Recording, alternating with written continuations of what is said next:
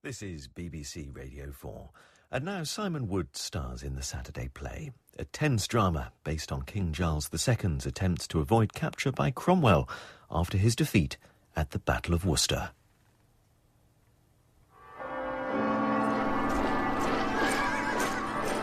Boscobel by Ian Curteis. The flight of Charles II after the Battle of Worcester. Deploy! Deploy! In September 1651, the young Charles II made his fatal stand against Oliver Cromwell in the bloody Battle of Worcester. His father, King Charles I, had been publicly executed but 2 years before.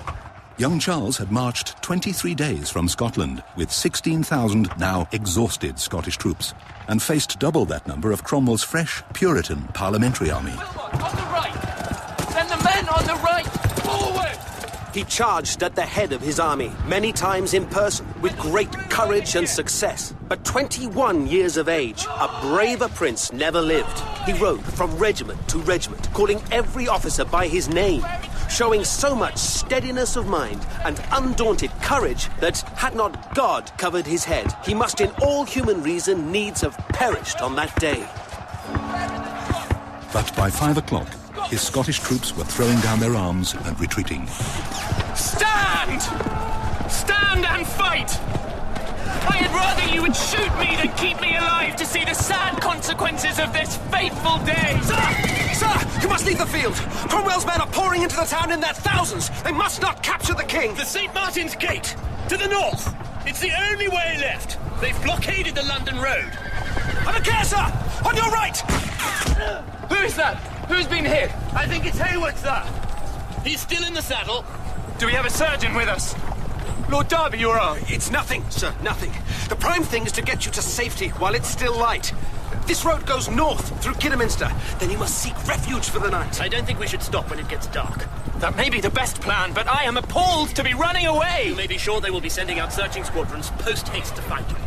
Very soon they'll be scouring every inch of the country. And now they'll know you must be heading north. We must reduce our number. There must be 60 gentlemen with me. It draws attention. If it comes to a skirmish with a parliamentary squadron, there will be safeguard in numbers. I have only one life to lose! But they needs must capture you alive, sir. A dead king may be a martyr, but a captured one becomes a pawn.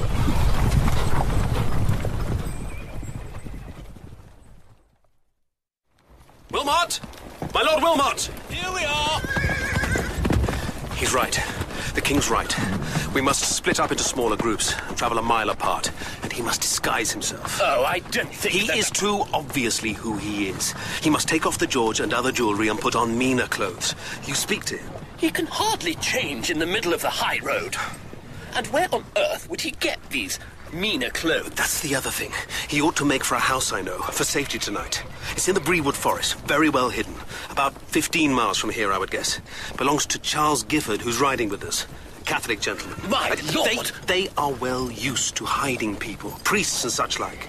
Now tell him, Wilmot, he has to decide. It's almost dark. You tell him, Lord Derby. He is your particular friend. He trusts you. Wilmot, Henry. Coming, Highness! Now tell him I laid up there after I was so badly wounded at Wigan. It's almost totally hidden among oak trees. Mr. Gifford is passionately loyal. Tell him. Majesty? Just ride with me, Henry, apart a little. Pull closer. I intend to make for London, not Scotland. The rest can try the north if they want. Cromwell's blocked the London road. There will be other ways, other roads. London will be safe, it's so large. And there are easy communications with France. You'll return to France? I don't know. Perhaps. I can't decide. Majesty! Tell no one what I say. This is Mr. Gifford. He has a house, very well hidden, not 2 hours from here. I beg you, go there for tonight. We should disband this great number, and a small group, with your majesty, should turn off this road and speed there now. 10 or a dozen of us at most. You recommend this place? Totally, with all my heart. Mr. Gifford, may we beg your hospitality? Your Majesty does me immense honour. The house is well hidden, well to the west of the road to Scotland. The trees there are mostly oak. You will be safe. Lord Derby, will you see to the splitting up of our party? Sir. Where will the rest go? They want to join David Leslie and try their luck forcing their way back to Scotland. Tell them I send my blessing. Sir. Company will divide into groups of 10. Mr. Gifford, shall we follow you? Better than that, sir. My servant Francis Yates should lead us. He knows the forest even better than I do. He can take us along tracks and paths that no one else knows, away from all villages. You will be safe, sir. This road towards Tonecastle, there to seek out Colonel Leslie's command. You, sir, should turn left here, into the woods. Francis Yates will be with us directly. You lead on, sir. And do I know this house of yours where we are to stay? What is it called? Boscobel, sir. It's called Boscobel.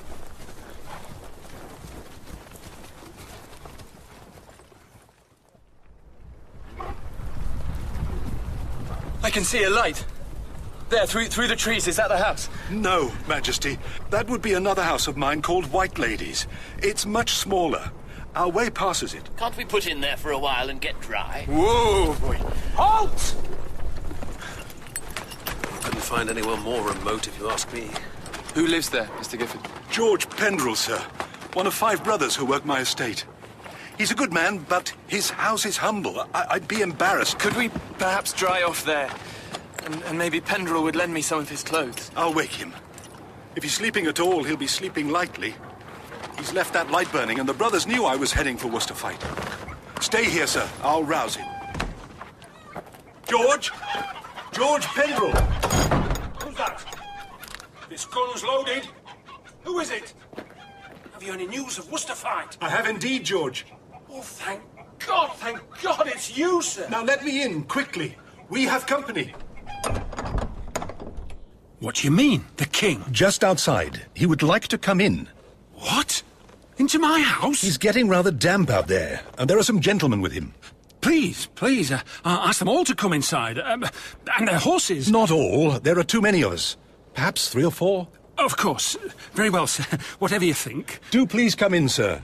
And my Lord Derby, my Lord Wilmot. Majesty, this is George Pendrell. I'm sorry to intrude upon you at such an unmannerly hour, Mr. Pendrell. Majesty. Do please rise, sir. Ceremony is unnecessary. I think what His Majesty would like to know, George, is whether you're alone in the house and whether you've seen any strangers this last hour or two. Just Betty, my wife, sir. She's upstairs.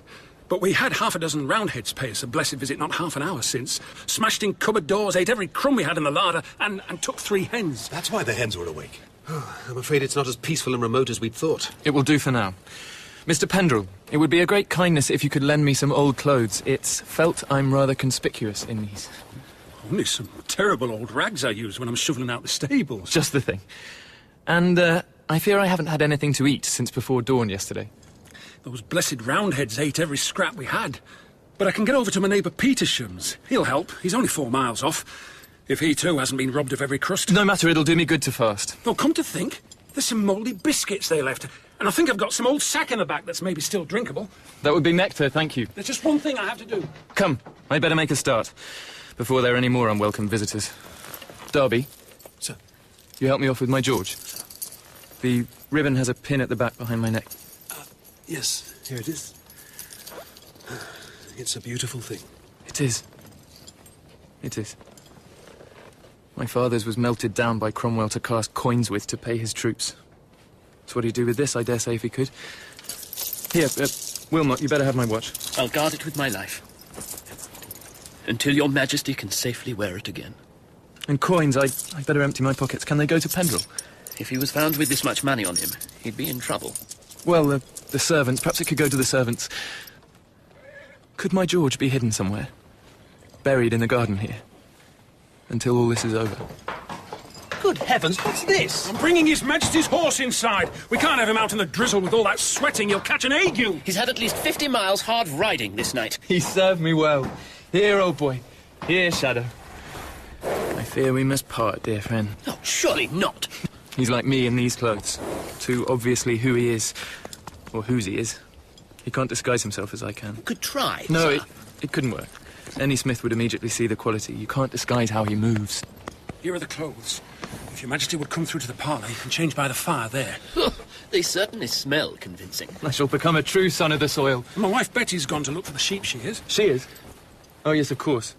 My curls. Is it really necessary to go that far? If he's to be a true countryman. Sir, we have to discuss what is to be done. You can't stay in this house. Those ruffians could return at any time. We must say to our companions that they should join David Leslie at Tong. Obviously, they intend to try to fight their way back to Scotland if they can, with half of Cromwell's army on their heels. Will you not go with them, sir? It may not be as bad as that. I told you what I plan. but without shadow. Darby, will you lead my horse and the gentlemen who are outside to Tongue? Sir. Do not discuss my intentions with anyone. Sir, you can see the dawn already. We must get you changed and hidden before daylight. Wilmot, stay with me a few minutes. God protect your majesty. Let us hope he does. Let us hope so.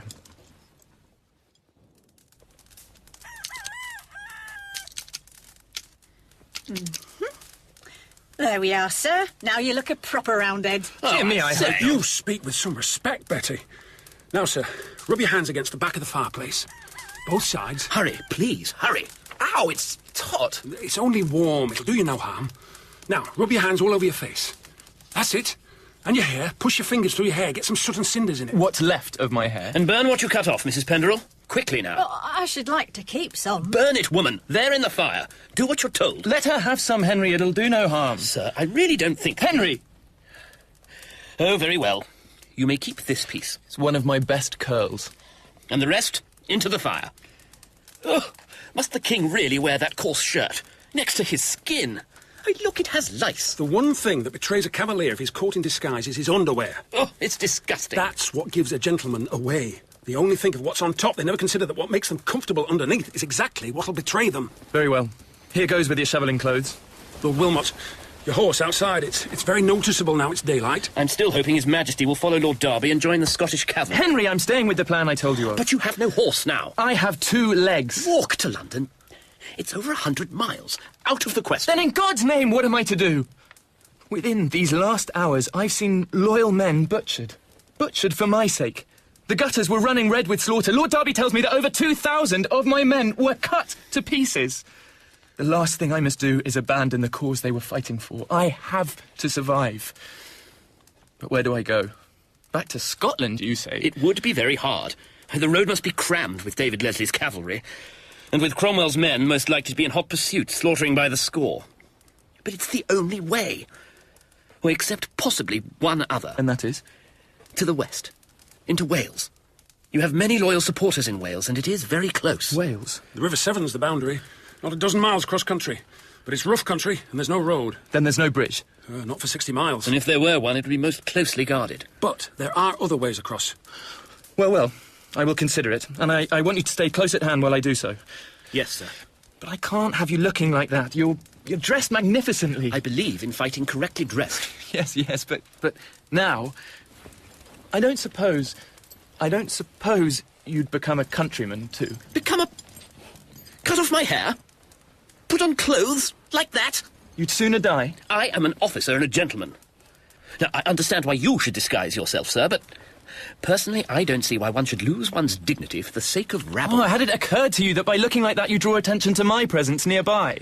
That rabble, as you call them, know perfectly well who you are and that you are my friend. But you want me to be not far away? Yes. I've asked George Penderell to summon his brother John and find another safe house for you close by. Boscobel, perhaps? No, we're imposing on Mr. Gifford quite enough. And if you were to be found at Boscobel, they'd certainly search Mr. Gifford's other houses yet again. I could shave off my moustache. Dear Henry, the sacrifice! And what about your weight, dear friend, and your magnificent horse? This is the best we could do for Boots. They belong to Peter Wishart, the Alwoodman. He died last year. They look extremely small. Well, that's because he had tiny feet. You've got enormous big ones. Yeah, but see, the sides of the welts have been split and stuffed with paper and straw. They may yet serve. Here, let me try. No, it's impossible. If I cut a bit more, lengthen the split. This is absurd. There now. Oh, they're a villainous fit. Try walking. Yeah. That's agony. They must have killed the previous owner. No, that was a burst hernia. In God's name! Kitchen! No. It's me! Dear heaven, it's John. My brother must have ridden like the wind. Are you ready, my lord? John Penderell will find you good refuge, Henry. Apparently there are a number of houses of men of quality hereabouts. Men who will appreciate your breeding. Well, if you think so.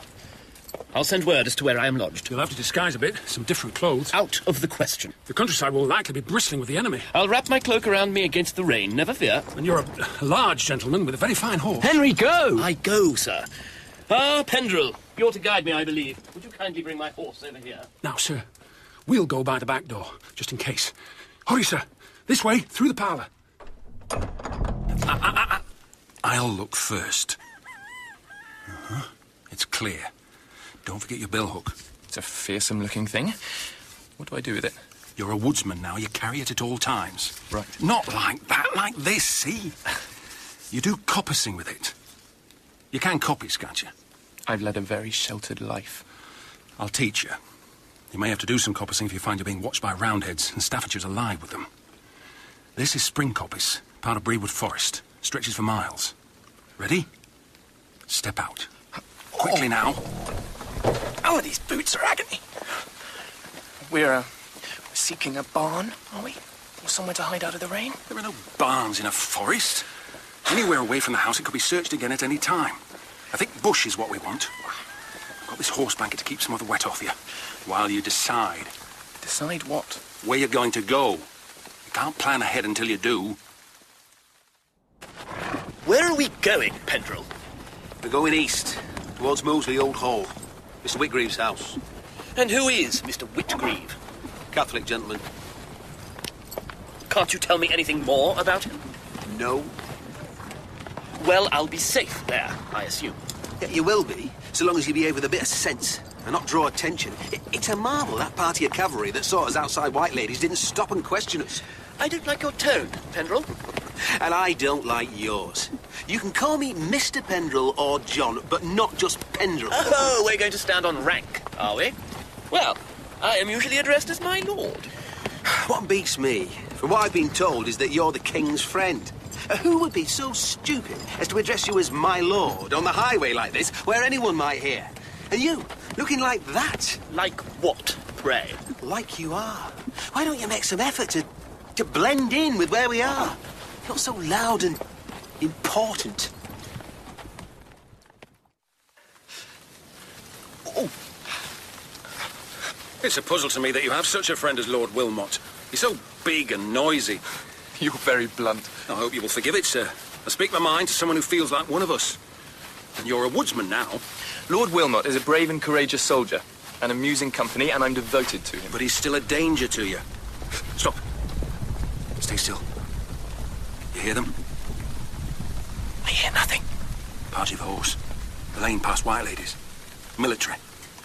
We may have to move fast. I couldn't move fast if the earth depended on it.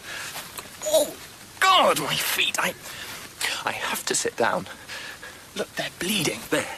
That tree stump. You can lean against that branch. Oh, dear heavens, the relief. I've had no sleep for 2 nights. Put this blanket round. That's it. I could sleep here, even in the rain. Then sleep. The devils will be back at the house looking for you before minutes have passed. Looking for me. Who would have thought I could be so hated? You're not hated. You just lost a battle. Terrible. Terrible. All that killing. Men with limbs hacked off, bleeding to death. Skewered through with pikes. And the smell, the vile smell of defeat. All because of me. No, sir. I won't have that. Not because of you. Because of what you still mean to people. You give them hope. But I could give up, go back to France and live in exile the rest of my life. I have no home here. After Edgehill, my brother York said to our father, "When shall we go home?" And he said, "We have no home." Oh, that's self-pity. Your father would be ashamed of that. Yes. Yes, you're right. He would urge me to remember who I was and to protect myself for that duty. Do I really give people hope? You do. You seem to speak for them against all the terrible things that are happening. That is why you are loved. My father said that at his so-called trial.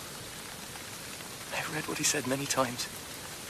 It's a paradox, isn't it, that the king should seemingly more speak for the people than Parliament, than bishops, the professors, experts on this and that.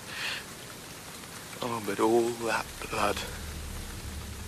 Do I really have the right? When I was in this assembly yesterday, I did desire to speak for the liberties of the people of England. I desire to know now if I may speak freely or not. Sir, you will answer the charge. You must give a positive answer concerning the matter that you are charged with. That you are guilty of treasons, murders, rapines, burnings, damages, and mischiefs to this nation in the late wars. For the charge, I value it not a rush. It is the liberty of the people of England that I stand for. I am your king. Sir, you cannot but... By your favor, you ought not to interrupt me. There is no law to make your king your prisoner. Sir, wake up. Wales. We go to Wales. Someone's coming. What's that you say? I have decided. Oh, it's all right. It's my wife, it's Betty. She's been seeking us out. How could she find us in all this? Oh, you're no countryman. Didn't you see as we came along, I snapped off the tip of a tiny twig every 10 paces? She's been following that. Here we are. It's not much. A fricassee of old bits of ham and scrambled eggs, and it's cold now. Oh, you're a saint. They came back, you know, the moment you left. Roundheads did? Someone had seen Lord Wilmot riding away. They searched again, but it was mostly questions. Who'd been there? What had I seen? Were they brutal to you? Rough lot they were. I told them some cavaliers called in for water, but we didn't know who they were. They did find that hair, though. The curl you gave me. Where had you put it?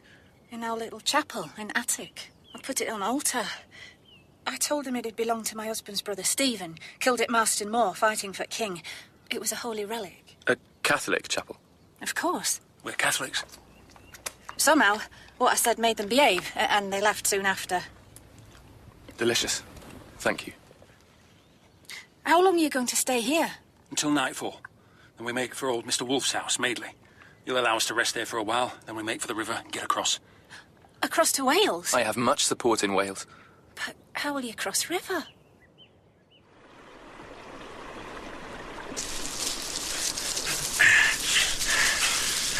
This way. I'll hold the branch. I'm quite sure this is right. The right way? Yes. It's very dark. And very overgrown. That's because not many use it. It's the path we Catholics use to get to the chapel at Madeley. Catholic footpath. My goodness. We've had 100 years of surviving, we Catholics. Since Henry VIII.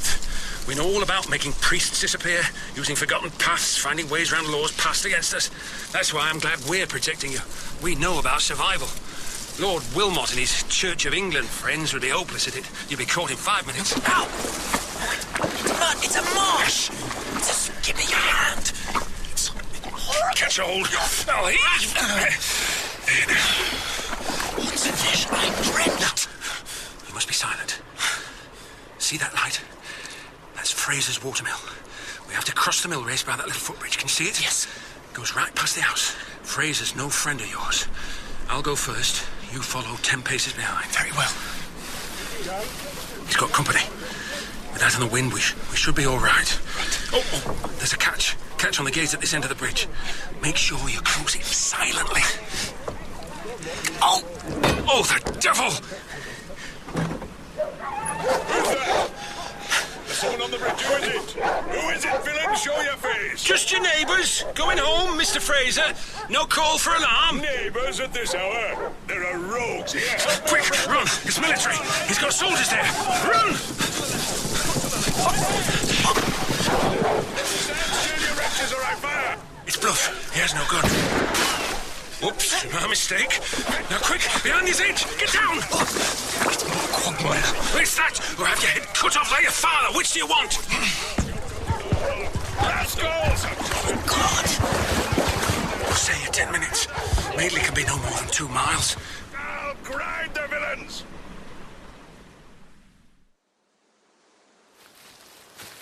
There it is. That's Madeley. It's a fine old place. How still it looks in the dawn light. Old Mr. Wolfe lives there, and his wife, and 8 or 9 servants, and farmhands, as I recall. Now it's getting light, they'll soon be up. You stay behind this bush, I'll call out to him. Right. Oh, it's all right, William. Quiet, boy, it's a friend. That's a good boy. William's a Catholic dog, I assume. Who is it? Who's there? George Penderell, Mr. Wolfe. I'd like to speak with you. What? You can speak from there. It's a private matter. I don't want to shout. Dratted nuisance. I'm not dressed. Well, wrap a blanket round you. Come down. What? His son Peter was killed at Gloucester fighting for your father. He's a nervous gentleman. Deaf, too. Mrs. Wolfe's different. Very gentle in manner, but you'll not find an angrier woman in all Christendom. Why are you standing over there? If it's private, come closer. Because there's someone with me. What? There's someone with me. Someone I'm escorting. You're covered in mud, man. And it's 4 in the morning. What do you mean, someone with you? A fugitive. A royalist?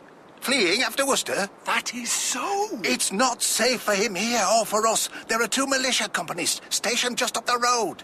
But you will help him. To harbour a royalist is a perilous thing. I have a sick wife. I wouldn't risk my neck or hers for any man less than the king. That's who it is. What did you say? The king! The king is with me. He begs your help. The king? Shh! He's very wet and very hungry. Oh, my God. Please tell him to come in quickly before anyone sees him or we'll all be hanged. Sir, you must not attempt it. Listen, I have half drowned in muddy streams, been chased by a bloodthirsty miller and his savage dogs, been shot at, stung, cut, fallen into a quagmire, suffered the most dreadful hunger and thirst, haven't slept for 3 nights, have lacerated, bloody, agonising feet. I am not going to give up now. Sir, you cannot cross the river. You would be captured and your cause lost. The bridges are guarded, the ferry's closely watched. But I am disguised. I am a woodsman now. Thank you for the cold meat, Mrs. Wolfe. I can't tell you how welcome it was. I've something else for you, but not to eat. And to drink, perhaps? Even in disguise, sir, you're so distinctive. No one could conceal your height, and it's well known how very tall you are. Nor the way you walk. The way I walk? What's wrong with the way I walk? You walk like no one else. Long, loping strides. You should watch how I walk. In heaven's name, why didn't you teach me that before? Sir, you cannot cross the river. There's no actual way of doing so. Then I shall swim. George Penderell and I will swim across. After the torture of the last 3 days and nights, it will be a pleasure. I cannot swim. Then I shall go alone. Now then, sir, put both your hands out, and I shall bathe them. This is an infusion of walnut leaves to darken your hands. They're lighter than you've made your face and neck. They could betray you. Oh. Now, I'm going to tell you something. Our son Will fought for your father at Gloucester Siege. He was passionate for the cause. He cared about it more than anything else on God's earth. Now, Gloucester was mined, as you know. Yes. The king had tunnels dug in the earth, under the walls between the west gate and the butts, where it was weakest.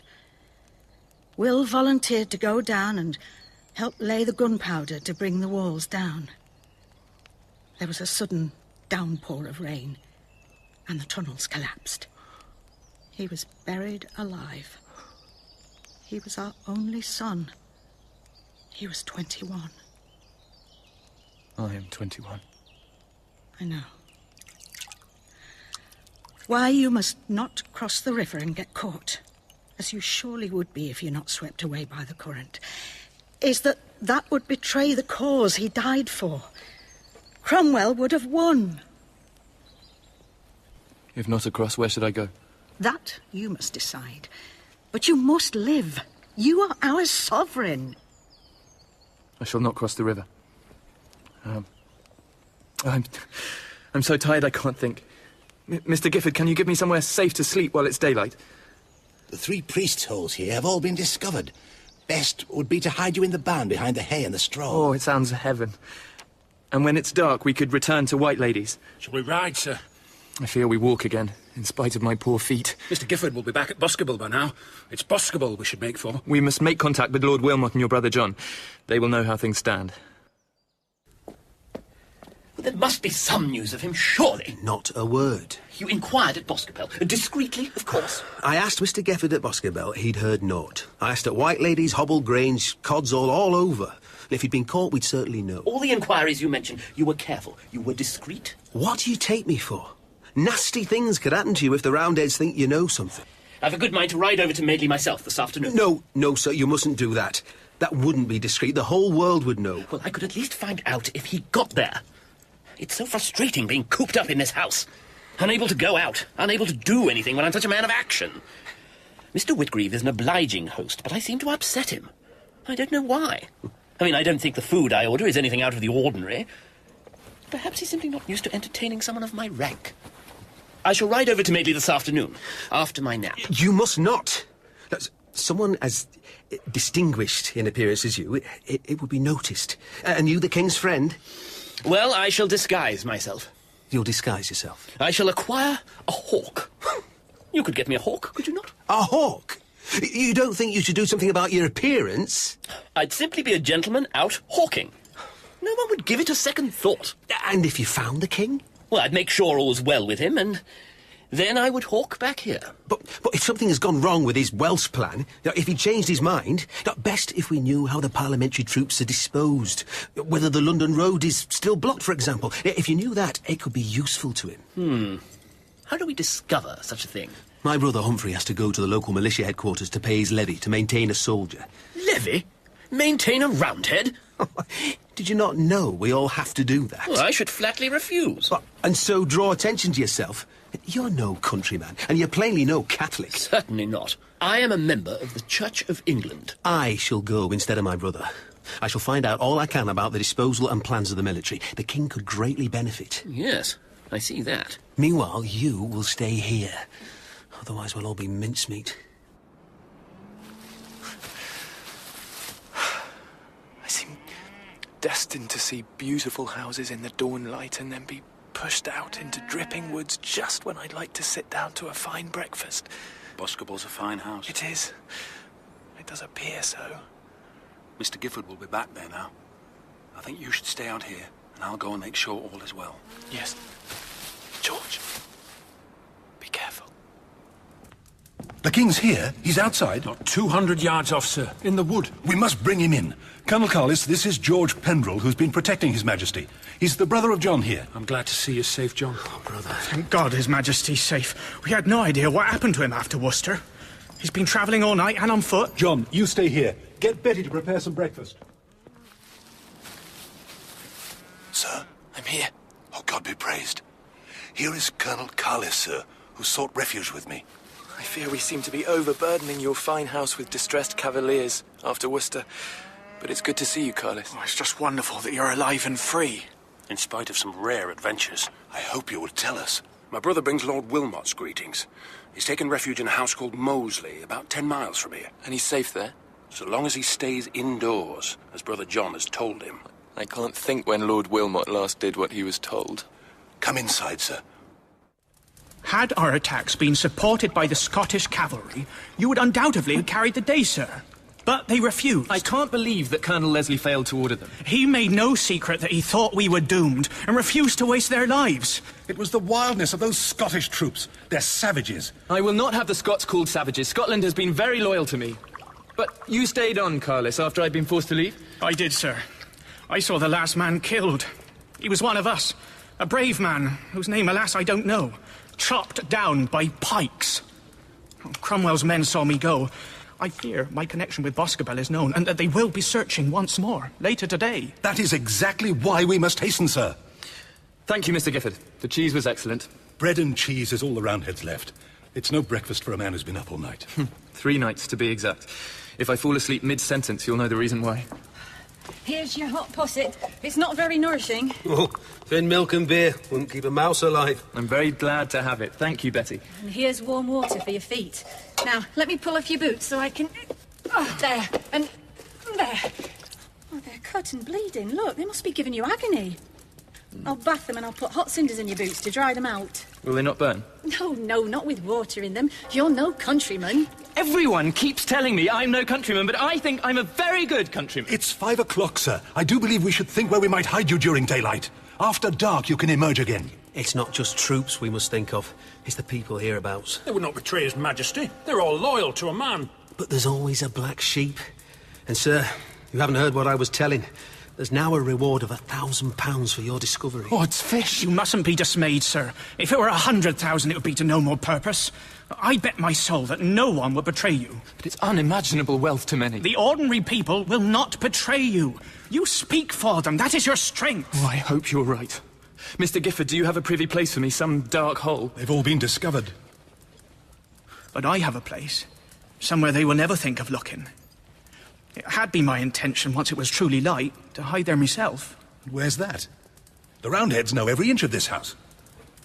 'Tis outside. Outside? Outside where? One of the barns? Up in the air. Oh, how can a man hide in the air? Will you come to the window, sir? Now look. Brewood Forest. You see that oak? That fine oak where I'm pointing, standing by itself? The top branches are so thick, anyone there would be invisible. We hide there. Up in the oak tree? I shall be a bird up in a tree. Is my ladder long enough? I think so. Lean it against that lower branch, the cross branch there, see? Yeah. That's it. There, sir. Can you climb that? Yeah, I can do that. There's a crossing about 20 feet up, you see? Where the branches crisscross and make a sort of level in all that foliage. We could spread the blankets out there. Quickly now, and quietly.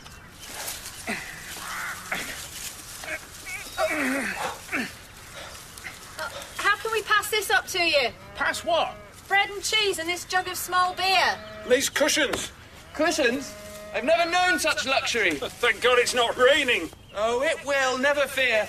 This wouldn't be an English summer, else. There now, sir. Could you be comfortable there? Wonderfully comfortable.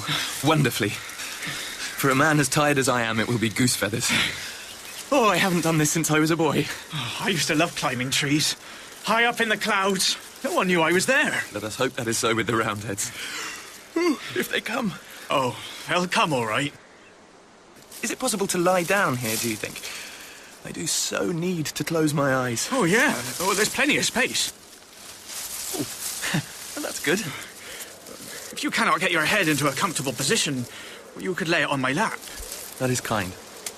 Very kind. Oh, look up at the sky, through the leaves. This is how I used to think of England when I was a boy in exile. High up in a tree, sunshine, wind blustering happily. This is how England was. But now we have a grim oppression. For an ideal, I grant you, but a hideously perverted one. To have abolished Christmas. I mean, actually, to send troops round people's houses, making sure they weren't celebrating Christ's birth with roast beef and plum pudding and mince pies, but at work as usual. My father staked his all, his life, to win England back to her real self again. As you will now, sir. Me, covered in mud, having to hide every time there's daylight. I loved my father. It is what he would have wanted of me. I will answer the charges as soon as I know by what authority you do this. If this be all that you will say... I do require that I may give in my reasons why I do not answer. Sir, it is not for prisoners to require... Prisoners? Sir, I am no ordinary prisoner. Sir, your reasons are not to be heard. Show me that jurisdiction where reason is not to be heard. Sergeant, take away the prisoner. Well, sir, remember that the king is not to be allowed to give in his reasons for the liberty and freedom of all his subjects. Sir, how great a friend you have been to the laws and liberties of the people, let all England judge. It was for the liberty, freedom, and laws of the subject that I ever defended myself with arms. I never took up arms against the people.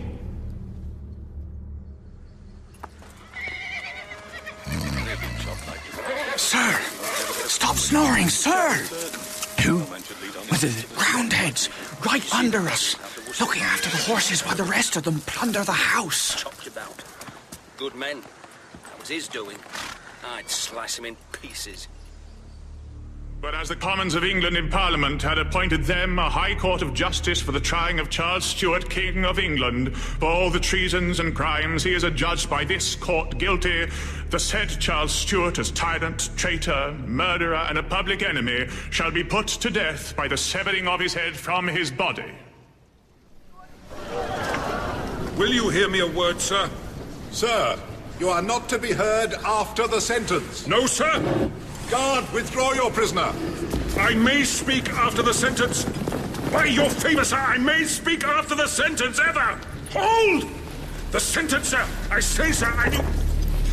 I am not suffered for to speak! Expect what justice other people will have! Sir! Colonel Carlis! Who's that? John Penderell. They've all gone. We think the coast is clear. You can come down. What time is it? About 7, sir. 7? 7 in the evening? Come, sir. You've slept many hours. Lord Welmot is here. Most anxious to speak with you. It is heaven sent. It is extraordinary. My host, Mr. Whitgreave, has a friend, Colonel Lane, whose younger sister Jane has a particular friend, Mrs. Norton, of Abbotsleigh near Bristol, who is expecting a baby. She has asked that she come and stay with her, the particular friend, Mrs. Norton, over the birth. That is, of the baby. Now, this was arranged and a pass obtained for Jane, accompanied by a manservant, to travel to Abbotsleigh near Bristol. That's where she lives, the friend of Jane, sister of Colonel Lane, who is... Yes.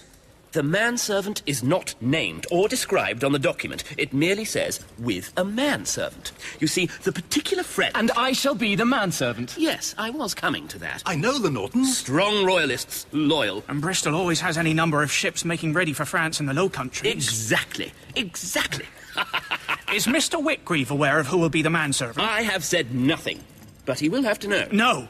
He can be told it's a distressed cavalier. No need to give a name. And when is it proposed Jane Lane should set off? Tomorrow morning. Tomorrow? Then I must go tonight. Well, I will accompany you and Jane Lane when you set off. Then I will ride ahead to find a suitable ship, you see? There's another reason you should go as soon as you can, sir.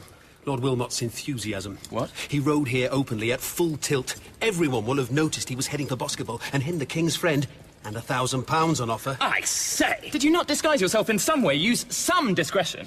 I was in haste. For your safety, sir. My lord, you did unwisely. You're right, sir. You must set off immediately. You can't walk there on those feet. You must ride. But the horse. A ragged man riding a fine horse will be noticed. I'll fetch our brother Humphrey's milk cart horse. Poor thing's so old, no one but a tramp would ride her. It would suit me admirably. We Penderell brothers will accompany you with pitchfork and billhook. It's 5 miles through the woods. We'll march with you, and you'll be safer than if you had whole regiments of beefeaters. Picking the pace, lads. Left, right, left, right, left, right. I do not think I shall ever be as free a man as I am now. I love this greasy old hat, this old sweaty leathern doublet and my filthy splitting boots. I even love this horse, though he's the dullest jade I ever rode upon. Release. Can you blame me, horse, to go heavily when he has the weight of 3 kingdoms on his back? Not at the moment, sir. Not at the moment. Welcome, sir. Welcome. No one here recognized you as you approached. I should hope not. Help me down, please. This is Mr. Whitgreave, who has been my host these several days. It's very good of you to welcome a distressed cavalier, Mr. Whitgreave, however strangely dressed. Far more than that, Your Majesty. We're overwhelmed, sir. Henry, you're a liability. I had to tell them. Them? Only just Mr. Whitgreave, sir. Only he. I was sworn to secrecy otherwise. You were sworn to secrecy, full stop. If you will come upstairs, sir, we have new clothes laid out for you. A suit and a cloak of grey cloth. You are to be a tenant's son when you attend upon Jane Lane. Not a servant. A servant would have specialist knowledge of many things. If you were found wanting, he could expose you. You know, I have always been thought rather a good actor. There, sir. You look the very part. Oh, it's good to feel human again. Could you perhaps adjust this collar a little? Thank you. Now, when am I to meet my mistress? Come downstairs, sir. She'll be waiting outside. The horse is ready. But one horse? Oh, yes. She is to ride pillion behind you. She has no idea who you are, of course. And you're quite sure of that? Oh, yes. My Lord Wilmot has been talking to her, but I know he has kept the secret. I'm pleased to hear it. You are the son of one of my tenants. He's lucky to have the chance to protect a young lady and learn something of the world. And this tenant son, where might he be from? From here, sir. From Staffordshire. Ah. At last. Jane, this is Will Jackson, who is to accompany you. Now, come along, Will. Are you ready to depart? Yes, indeed, miss. I'm very ready. Where are you from? Staffordshire, miss. I'm a local lad. It's the oddest Staffordshire accent I ever heard. You may give me your arm as I mount. No, Will. The other arm. The other way round. That's better. You seem to have things to learn, and I will teach you. Now you must mount. Are you comfortable? Oh, yes. We are to be close companions, are we not? Now, Jane. Goodbye, Mr. Whitgreave. Goodbye.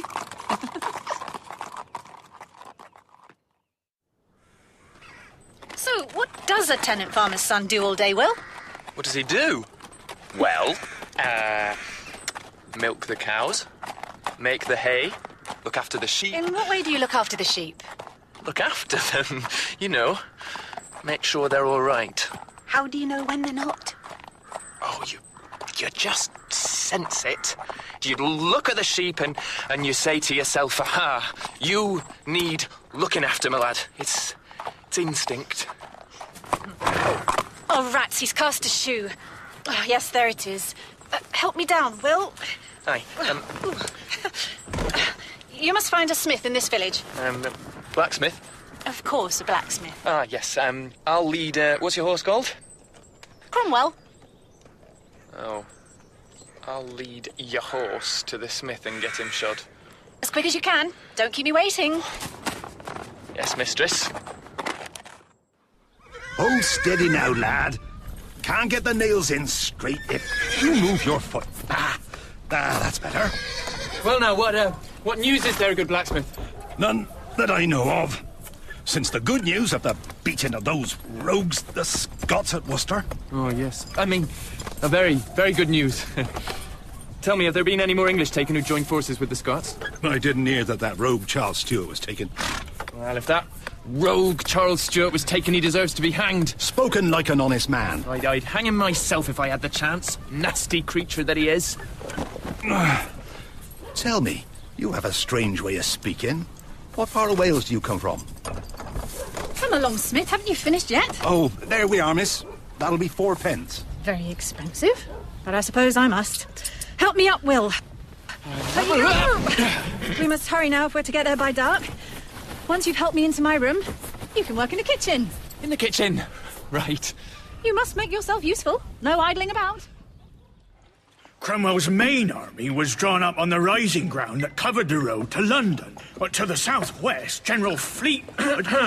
Yes? Who are you? Will Jackson, missus. Are you the cook? I am. And who is Will Jackson? I'm accompanying my mistress, Miss Jane Lane. She's a guest here at Abbott's Lee. I've come to see if I can help in the kitchen. Certainly you can, Will. I'd like you to wind up the jack in front of the fire. Wind up the jack? You've done it before. Oh, yes. Countless times. There's the handle. You may begin. The meat's on the spit. Peter Drummond was telling us what happened at Worcester fight. Lord Crewe's force charged out of Sudbury Gate in a frontal attack.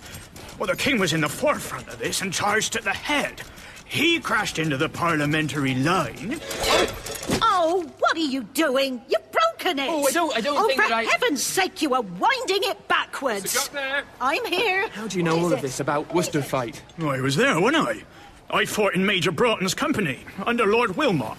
Lord Wilmot, he's a fine soldier, I've heard. Oh, I don't know. I reckon he got up late the morning that shared the brains out. And the king? Did you see the king?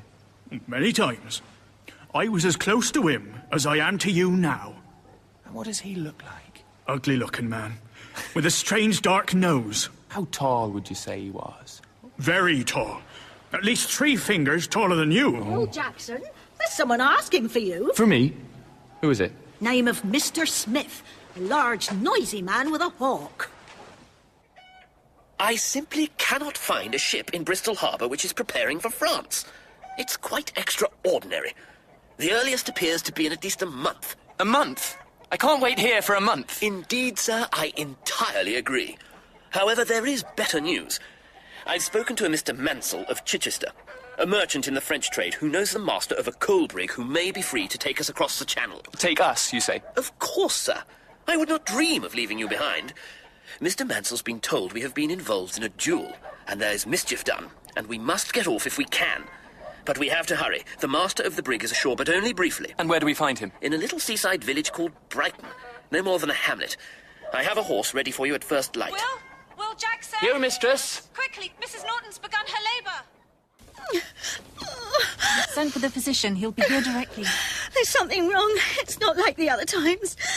And I've made the bed such a havoc. Mistress! Will, go down to the kitchen. Get a large bowl of hot water and towels, sheets, as many as possible. Don't stand there gawping. Quickly now.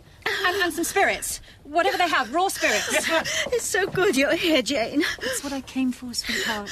And who is your man, Will? Oh, just the son of one of Mr. Whitgreave's tenants. He's no one. I think I've seen him before. No, it's not possible. I want a large bowl of hot water and as many clean towels as you have. Here, who are you ordering about? Hurry now. Mrs. Norton is in labour. Oh, my God! Lift the kettle. Where's the physician? Sent for. Where's Mr. Norton? Peter Norton? No one's seen him since Worcester fight. She's heard nothing. No idea if he's been killed or captured or what, poor thing. She's been worried half mad about it. Maybe that's what brought this on. He was fighting for the king? Of course he was fighting for the king. Who else? Here we are, ma'am. Put the towels here, Will, under her legs. But not me. Don't be a coward. Quickly now, man. That's right. Tuck it under. Now, press, Lizzie. Press. It's coming. Oh, my God. It's coming. It's coming. There now. Nearly over. Here now, Mistress Norton. Oh, thank God, the physician. Where's my husband?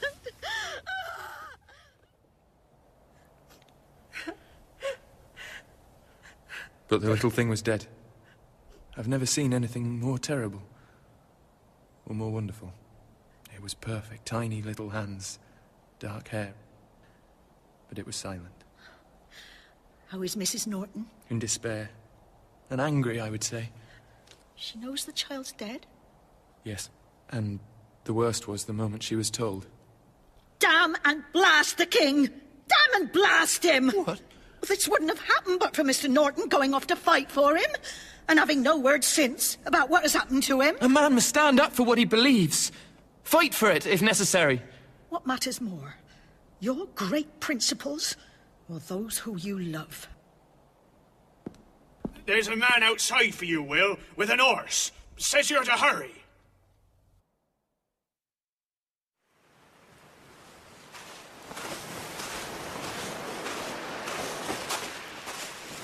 Sir, I am Nicholas Tettersall, owner and master of the coal brig Surprise.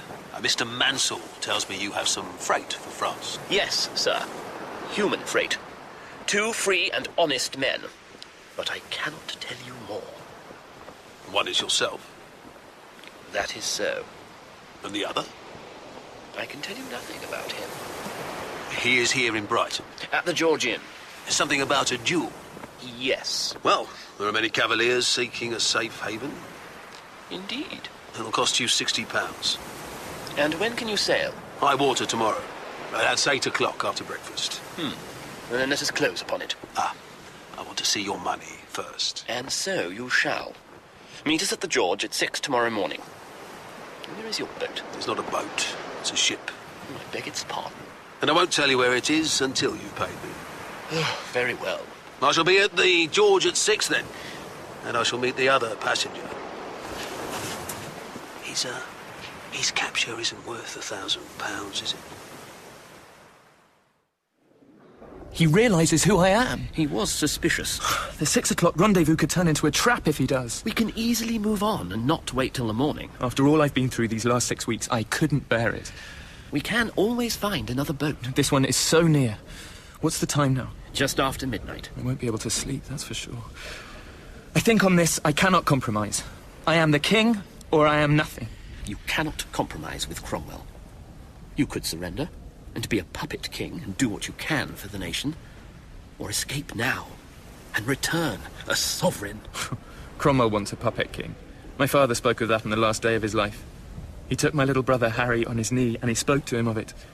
My sister wrote it all down. I have read it many times as the price for my life. I think you should lie down and get what sleep you can. It'll be 6 soon enough. I can't sleep. I can't sleep.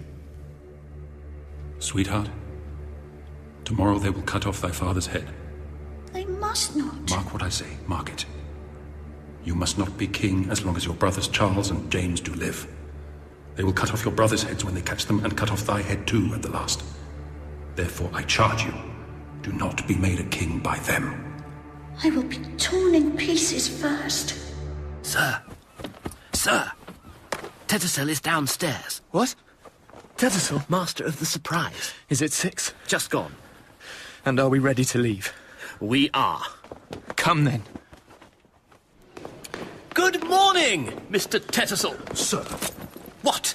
Sir Neil? His Majesty will not remember me, but 5 years ago you were part of a flotilla that got embroiled in a scrap over the appointment of Colonel Rainborough as Admiral. That, yes. You captured some fishing vessels and coasters off Brighton and let them go again. Mine was among them. It was you that returned her to me. Not the ship we are to use today. Oh, no, sir. Another. Sir, please rise. All is ready. We will go along the beach to Shoreham, sir. Where is your ship, Mr. Tettersaw? I brought her into a creek for safety last night, sir. She's lying dry. The morning tide is almost on us. There'll just about be time to get aboard. How big is she? 60 tons, 4 men and a boy. And her master. And me, sir. There she is.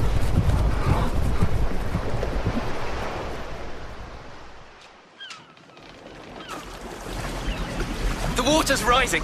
She'll be free soon. To climb aboard, sir, by the ladder. And you, my lord, hand up the bundle. Be careful with it. It's all I have. Get her ready. She's about to float free.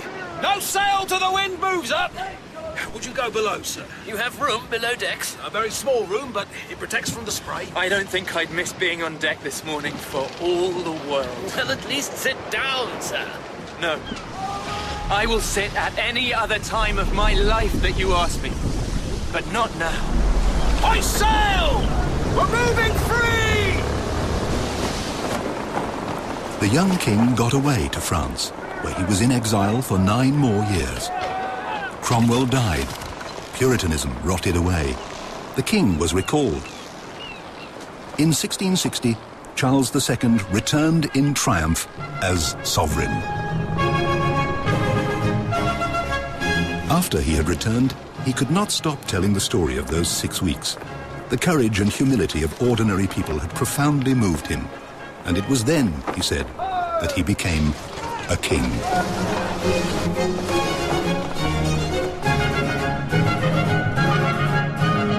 In Boscobel by Ian Curteis, Charles II was played by Simon Woods. Wilmot was played by Chris Larkin, and Darby and John Pendrell by Kevin Eldon. Carlis and the Colonel were played by Stephen Carlyle, George Penderell, Whitgreave and Charles I by Simon Treves, and Gifford and Wolfe by Malcolm Brown. Betty and Jane were played by Kate Sachs, and Mrs. Wolfe, the cook and Prince Harry by Jill Schilling. Boscobel was produced and directed by Dirk Maggs. It was an above-the-title production for BBC Radio 4.